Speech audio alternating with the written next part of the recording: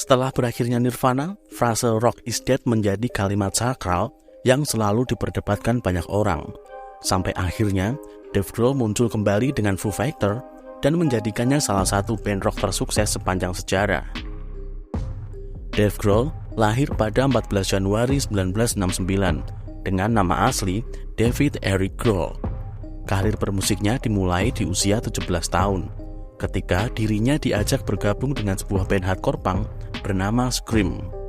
Selama tahun 1986 sampai 1990, sebelum akhirnya bubar, bersama Scream, drummer yang sangat mengidolakan John Bonham ini berhasil merilis 2 album studio dan 1 album live.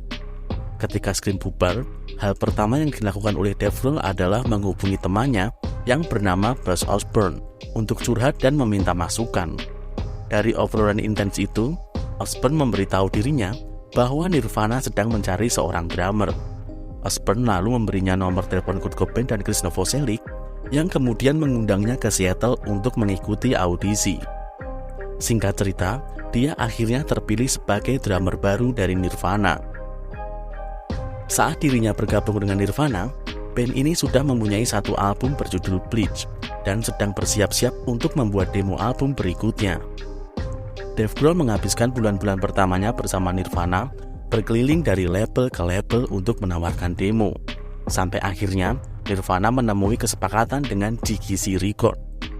Lewat DKC Records, Nirvana merilis Nevermind pada 24 September 1991. Album Nevermind ternyata melampaui ekspektasi. Album ini sukses secara komersil dan mengantarkan Nirvana sebagai band paling terkenal di era itu.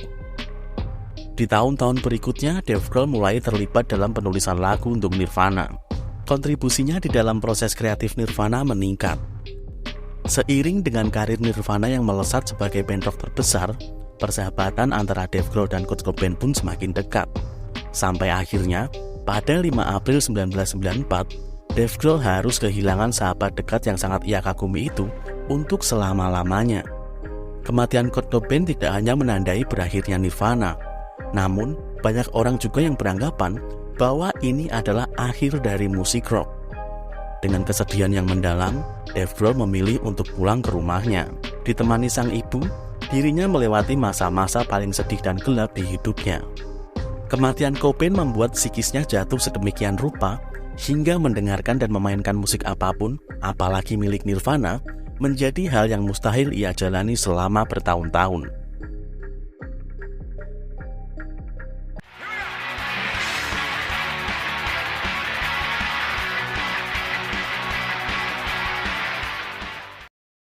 Setelah berhasil melewati masa suram itu, dia memutuskan untuk kembali membentuk sebuah band yang diberi nama Foo Fighters.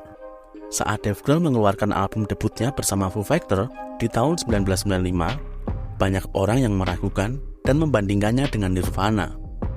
Jika hidup adalah sebuah perjudian, membentuk Foo Fighters mungkin adalah perjudian menegangkan yang pernah dialami di fase hidup Dave Grohl.